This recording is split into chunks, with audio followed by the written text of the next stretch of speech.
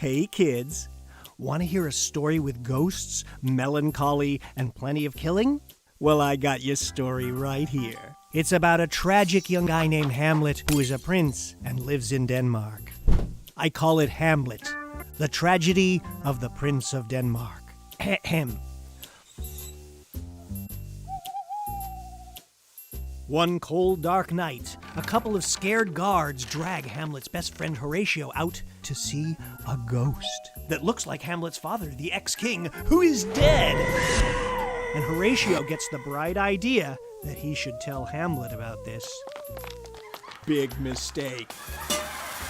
Because Hamlet's already bummed out over the mysterious death of his dad, and now his uncle Claudius is married to his mother Gertrude, and they're pretending to be all happy families, but you know what? They married so fast that the meat they served at the wedding was leftovers from the funeral. Oh, poor Hamlet. He is so sad, he wants his too solid flesh to melt. And then Horatio tells Hamlet about the ghost, and things get crazy pretty darn quick.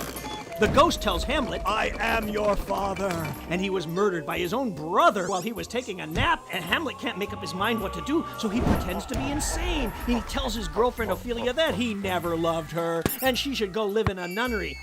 And then Hamlet has a bunch of actors act out his father's murder in front of his uncle, and he accidentally kills Ophelia's father. Oops! And Hamlet is getting all dramatic with, "Oh, what a rogue and peasant slave am I, and what a piece of work is man." And he utters the immortal words, "To be or not to be."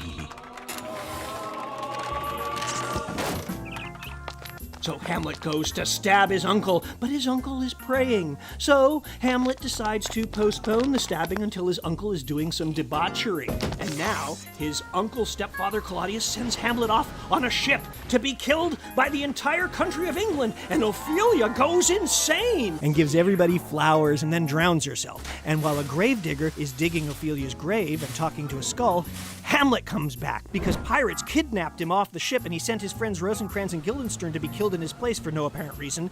Hamlet then does some talking to the skull, and he says, "Alas for Yorick," and gets in a fight with Ophelia's brother Laertes, who is very upset that Hamlet is responsible for the death of his whole family. Hamlet and Laertes end up dueling with swords, and Laertes' sword is poisoned, and he nicks Hamlet, and then Hamlet takes the poisoned sword, he nicks Laertes right back, so now they're both gonna die. Hamlet's mother drinks poisoned wine, and then she expires dramatically, so Hamlet stabs his uncle and he poisons him, and the uncle dies, and then Hamlet dies, and then a messenger says that Rosencrantz and Guildenstern are dead, and then some random guy named Fortinbras comes in and says, "Oh, everybody's dead, I guess I'll be king then."